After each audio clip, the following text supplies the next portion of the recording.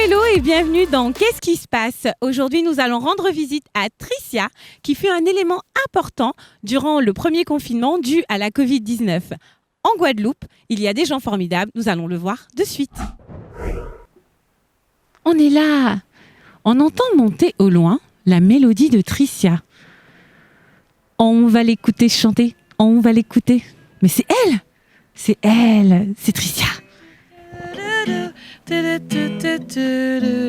Emmenez-moi et puis vous, moi t'es connaître l'amour depuis moi arrivé là. Moi j'avais, moi j'ai subi. Tricia, bonjour. Bonjour Aïssa. Qui es-tu, Tricia ? Je suis Tricia Evie, fille de monsieur et madame Porlon, faut préciser. Et je suis une chanteuse professionnelle depuis 10 ans. Je fais du jazz, de la biguine, un peu de zouk, toutes les chansons que j'aime, chansons françaises et tout. Je me fais plaisir, je parcours le monde. Et voilà, je suis en Guadeloupe depuis le confinement, mais bon. En même temps, on n'est pas là pour parler de moi, Raïssa. On n'est pas là pour parler de toi, mais moi je suis captivée par ce que raconte Tricia Evie, voilà, et Evie Porlon, voilà. Mais du coup, on est effectivement là pour parler de localité. Localité, c'est un groupe qui justement a été créé pendant le confinement. Je l'ai créé avec mon ami Gaël Gimer, que j'ai eu la chance de rencontrer en janvier. Et en fait, on a eu, je pense, un éclair de génie toutes les deux au même moment, puisqu'on a toutes les deux eu envie d'aider les agriculteurs qui étaient en galère à cause du confinement.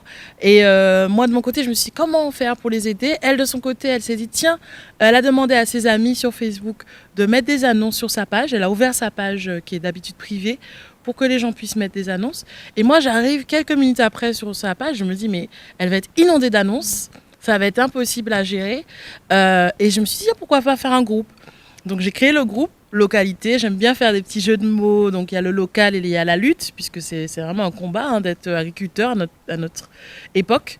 Et je lui ai envoyé un message en lui disant, est-ce que tu voudrais être administratrice avec moi ? Mais je n'imaginais pas, nous n'imaginions pas que ça allait exploser comme ça. En 24 heures, il y a eu 3000 personnes, 3000 membres. En une semaine, on était 10 000. Et là, on se rapproche des 28 000 membres, quoi. Et on a fêté nos 8 mois le 22 novembre. Ouais. Voilà. Mais justement, alors tu penses que c'était nécessaire, en dehors de cette période de crise sanitaire, comme on peut dire, avec la Covid-19, tu penses qu'en dehors de cette période-là, c'était nécessaire de créer un groupe comme ça, ici en Guadeloupe ? De toute façon, la nature a horreur du vide. On a rempli un vide. Je pense que le Covid, alors moi je suis une rebelle, je dis le Covid, de toute façon a obligé les gens à sortir des sentiers battus, à penser différemment. Je pense qu'en tant qu'agriculteur, c'est plus facile de récolter et d'aller vendre en gros et qu'ensuite il y a les distributeurs qui vendent derrière. Mais là, ces marchés-là, le marché même où les grandes distributions, c'était cassé. Donc il n'y avait plus ce circuit-là. Donc ils ont été obligés de se renouveler. Et ceux qui ont vraiment marché, c'est ceux qui ont fait de la livraison, ceux qui se sont organisés en dehors des circuits habituels.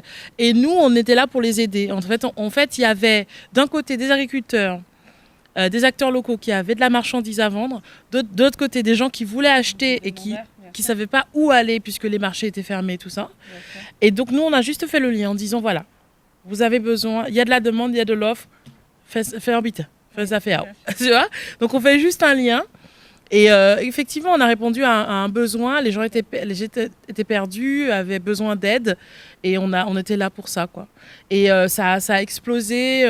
Au départ, on faisait vraiment agriculteurs, boulangers, poissonniers, bouchers. Ensuite, on a fait aussi la cosmétique artisanale.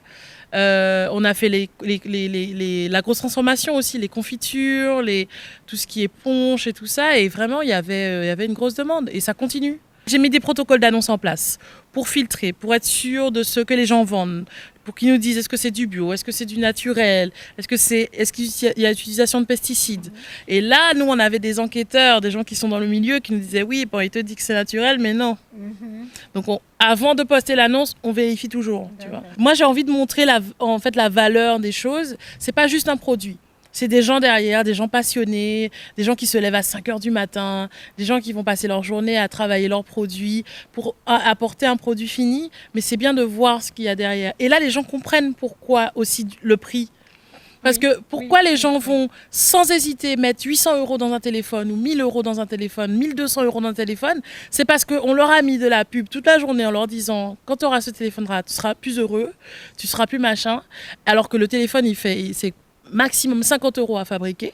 Mais voilà. Donc, il faut montrer la valeur des choses. Il faut montrer la valeur travail, la valeur du local, des choses qui sont faites sans pesticides, qui sont faites à la sueur du front des gens. Et là, les gens comprennent le prix. Moi, j'ai vu ça, j'ai vu la transformation des gens qui disaient au départ ouais, mais le local, c'est trop cher, nanana, et qui, pendant le confinement, se sont mis à planter. Oui, tout à fait. Et qui ont vu que tu as les fourmis manioc, tu as la pluie, tu as les maladies, tu as les trucs, et que quand tu arrives à avoir tes fruits, tu es heureux. Et ils ont respecté, ils ont appris à respecter, ils ont compris ce qu'était le métier d'agriculteur. Et en fait, tu encourages aussi la consommation locale. Ben, c'est le but. Tu consommes local? Ah ben que ça. Moi, en fait, j'avoue, j'ai du mal avec les centres commerciaux. Mais ça, c'est depuis très longtemps, avant même d'être dans la localité, avant même de revenir en Guadeloupe. Je me sens inadéquate dans un centre commercial. La profusion de choses, je trouve ça... Il y a trop, en fait. Je trouve ça... Pour moi, c'est de la surconsommation. C'est de l'incitation à surconsommer. Et en fait, on a... Ouais, donc je préfère la petite épicerie où tu vas voir la personne, elle va te dire bonjour, elle va te conseiller des nouvelles choses. Et il y a de l'humain. Moi, c'est l'humain que j'aime. Donc là, c'est compliqué quand tu vas dans un grand centre commercial. Maintenant, c'est des caisses automatiques. Il y a de moins en moins de gens, quoi. Comment tu vas lui demander si ton truc il est local ou pas? Il va te dire, mais attends, moi je fais juste je mets juste dans les étals. Viens pas me parler, pourquoi tu me parles? Bon.